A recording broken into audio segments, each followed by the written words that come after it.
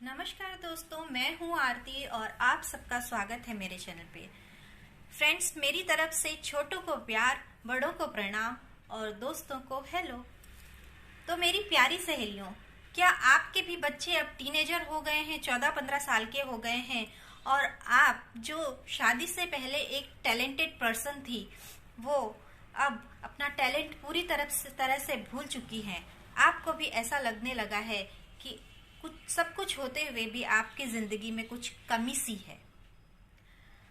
आपकी भी सहेलियों कुछ हॉबी रही होगी, जैसे डांसिंग, सिंगिंग या राइटिंग, कुछ भी, पेंटिंग, और वो आपका पैशन था। लेकिन अब शादी के बाद, घर संसार में आने के बाद आप पूरी तरह से उसको भूल चुके। आपको भी ऐसा लगने लगा है कि आपका सपना अधूरा रह गया है, जो आपको अब भी सोने नहीं दे रहा है। तो आपको सिर्फ एक डिसीजन लेने की देर है। अब आप उस पैशन के लिए सिर्फ 1 घंटा निकालिए। जी हाँ, सिर्फ 1 घंटा निकालिए। हो सकता है कि आपका उस मामले में सीखना अधूरा रह गया है, तो पहले उस पैशन को आप सीखिए, क्योंकि सीखने की कोई उम्र नहीं होती। हाँ, ऐसा हो सकता है कि जैसे कुछ हॉबीज हैं, डांसिंग वगैरह, जिसमें उम्र बहुत मायने रखती है, लेकिन वो आप अपने हिसाब से अपने कला को आगे बढ़ा सकते हैं। या फिर डांसिंग में एक दूसरा भी है कि आप छोटे बच्चों को सिखा सकते हैं, जिसमें आपको खुद नहीं करना है लेकिन बच्चों से करवाना है, लेकिन उसके लिए आपको नॉलेज होना चाहिए। हो सकता है कि आप कुछ अच्छा लिखती हो, तो अब भी देर नहीं हुई है। अपने लिए सिर्फ 1 घंटा निकालिए दिन का। सिंगिंग करती हो या फिर पेंटिंग करती हो, मैं यकीन के साथ कह सकती हूँ कि अगर आप अपने इस हॉबी के लिए 1 घंटा निकालेंगी तो आपको ऐसी खुशी मिलेगी जो दुनिया में कहीं भी नहीं होगी।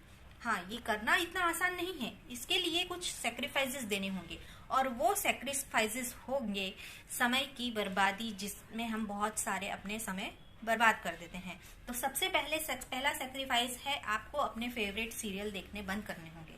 जी हाँ, अक्सर हाउसवाइफ्स को ये आदत पड़ जाती है कि वो अपना ज्यादातर समय सीरियल्स में बर्बाद करती हैं। या अगर आपको 1 या 2 सीरियल देखना ही है, तो ऐसे समय में आप अनप्रोडक्टिव काम कीजिए, जैसे कि सब्जी काटना है, फर्नीचर साफ करना है, नेल पॉलिश लगानी है, फेस पैक लगाना है। ये सब काम अपने आप सीरियल देखते हुए कर सकते हैं। दूसरी बात, सोशल मीडिया। जी हाँ, आज के समय में फेसबुक, टिकटॉक, इंस्टाग्राम, इन सब में भी लेडीज बहुत सारा समय बर्बाद करती हैं। तो ये इन सब में आप अगर कुछ आपको जानकारी लेनी है, कुछ सीखना हो, तो आप यूट्यूब वगैरह पे आधा घंटा दीजिए। आप एक नियम बना लीजिए कि आप रोज का सिर्फ आधा घंटा सोशल मीडिया को देंगी, उससे ज्यादा नहीं। अगर आपको कोई जानकारी चाहिए तो यूट्यूब पे जाइए, उसको सर्च कीजिए, आधे घंटे में वो जानकारी लीजिए, नोट्स बनाइए और बंद कर दीजिए। ठीक है। तीसरी बात, घर के कामों में आप अन्य सदस्यों की भी मदद लीजिए, जैसे कि फर्नीचर साफ करना है, सब्जी काटनी है तो आप सासू माँ को दे सकते हैं, कपड़े तय करने हैं या फिर सामान सही से जचाना है। ये सब काम आप अपने बच्चों से करवा सकते हैं या सासू माँ से करवा सकते हैं। अगर आपके बच्चे बड़े हैं तो बाहर का बैंक का काम है, कुछ सामान लाना है, तो ये सब काम भी आप अपने बच्चों से करवा सकते हैं। चौथी बात, हाउस वाइफ का सबसे ज्यादा समय किचन में जाता है, तो ऐसे किचन के टाइम में से हमें कुछ टाइम अपने लिए चुराना है। तो वो कैसे? देखिए, सुबह आप चाय नाश्ता बनाती है ना, तो उस टाइम पे आपको खाने की तैयारी भी कर लेनी है। जैसे सब्जी चढ़ा दी, दाल चढ़ा दी, तो उस समय क्या होगा कि सब्जी भी साथ साथ बन जाएगी, नाश्ता भी बन जाएगा, और उसके बाद में सिर्फ रोटियां सेकने का ही काम रहेगा। तो आपका समय बच जाएगा, और बचे हुए समय में आप अन्य काम साफ सफाई के निपटा लीजिए। उसी तरह से शाम के चाय नाश्ते में भी आप गरम नाश्ता ना बनाकर बिस्किट या फिर सूखा नाश्ता या फिर मट्ठी वगैरह दे सकती हैं अपने घर के सदस्यों को, और उस समय में आप खाने की तैयारी कर लीजिए, सब्जी वगैरह बना के रख दीजिए। तो इस तरह से आपका बहुत सारा टाइम बच सकता है। पांचवी बात, आपको सबके लिए ऑल टाइम अवेलेबल नहीं रहना है। जी हाँ, बच्चा किसी टाइम आ रहा है, पतिदेव किसी टाइम आ रहे हैं, दूसरा बच्चा किसी टाइम आ रहा है, तो ऐसे टाइम में सबके लिए खाना, चाय, नाश्ता देने में ही आप बिजी रहेंगी। तो ऐसा मत कीजिए। बच्चे अब बड़े हो गए हैं, कुछ काम वो खुद भी कर सकते हैं, खाना आप बना के रख दीजिए, वो अपने आप लेकर खा लेंगे। छठी बात, आपको अपने पैशन के लिए आपने जो भी समय डिसाइड किया है वो एक समय आप फिक्स कर दीजिए कि दिन में ये टाइम पे 3 से 4 या 2 से 3 या 4 से 5 आप इस टाइम में अपने लिए समय निकालेंगी और अपने उस हॉबी के लिए 1 घंटा देंगी। तो इससे क्या होगा कि घर के अन्य सदस्यों को भी पता रहेगा कि आप इस टाइम पे बिजी हैं और वो आपको डिस्टर्ब नहीं करेंगे। दूसरी एक बात ये भी होगी टाइम फिक्स करने से कि जैसे ही वो टाइम होगा तो आपका अपने आप मन होगा वो एक्टिविटी करने का और आप उसको फॉलो कर सकती हैं।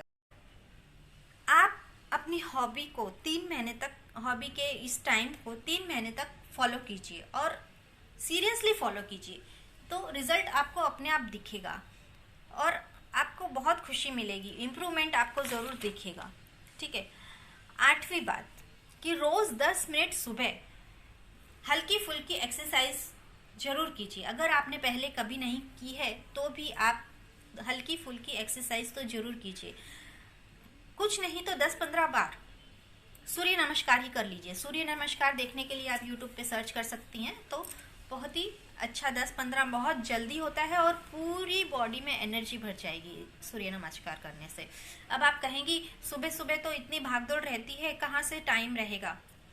तो मेरी प्यारी सहेलियों, सुबह सुबह आप चाय के साथ ये जो न्यूज़पेपर लेकर बैठती हैं इसको बंद कीजिए। न्यूज़पेपर मत पढ़िए, उसके बदले आप एक्सरसाइज शुरू कीजिए 10 मिनट। और उसके बाद एक्सरसाइज करने के बाद आप 10 मिनट मेडिटेशन के लिए दीजिए, क्योंकि हमें ये सब करने के लिए अंदरूनी शक्ति चाहिए, डिसीजन लेने के लिए भी हमें शक्ति चाहिए। तो उस समय अपने दिमाग को शांत करके भगवान को याद कीजिए। 10 मिनट उस परम पिता परमात्मा को ज़रूर याद कीजिए। सुबह उठने के बाद और रात को सोने से पहले मेडिटेशन ज़रूर कीजिए। और रात को सोने से पहले अगले दिन 1 घंटे में आपको क्या करना है ये आप ज़रूर डिसाइड करके सोइए। ठीक है, तो इस तरह से आपका फोकस बना रहेगा। 10वीं बात, ईश्वर ने हम सबको एक दूसरे से अलग बनाया है। हम सब में कुछ ना कुछ खास है, तो ज़रूरत है हमें अपने उस खास को पहचानने का, उसे बाहर लाने का और अपने उस खास को पकड़ के रखने का और अर्जुन की तरह उसी अपने एक डिसीजन को फॉलो करने का। उसके सिवाय हमें और दूसरा कुछ दिखना नहीं चाहिए। अगर हमारा ये पैशन है तो हमें इस पैशन को पकड़ कर रखना है। ठीक है, तो ज़रूरत है हमें अपने डिसीजन पे काम करने की। और भले हमारी उम्र 40 की हो गई हो तो भी हम अपने इस सपने को पूरा करके आगे बढ़ सकते हैं।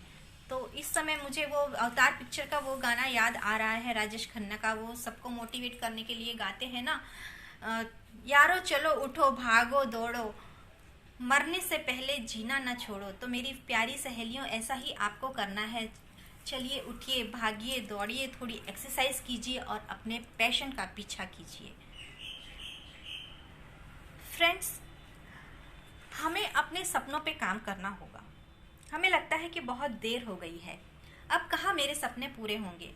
लेकिन जीवन का एक सच ये है कि अगला जन्म भी है। अगर इस जन्म में हम अपने सपनों पे काम करेंगे तो हो सकता है अगले जन्म में हम वो बन सकते हैं जिसकी हमें इस जन्म में चाहत थी, जो हमारा पैशन था। लेकिन उसके लिए हमें इस जन्म में अपने सपनों पे काम करना होगा। आपको मेरी ये बात थोड़ी अजीब ज़रूर लगेगी, लेकिन अगला जन्म ये एक सच्चाई है, क्योंकि हमारे साथ कुछ नहीं जाता है। हमारे गुण, हमारे संस्कार ये हमारे साथ जाते हैं और हो सकता है कि अगले जन्म में हम वो बन पाए जो हम हमेशा से बनना चाहते थे।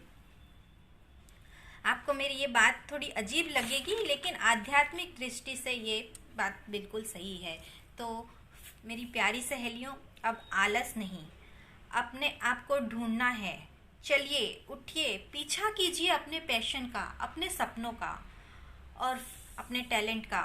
वो आपसे कह रहा है अब भी देर नहीं हुई है, अब भी देर नहीं हुई है।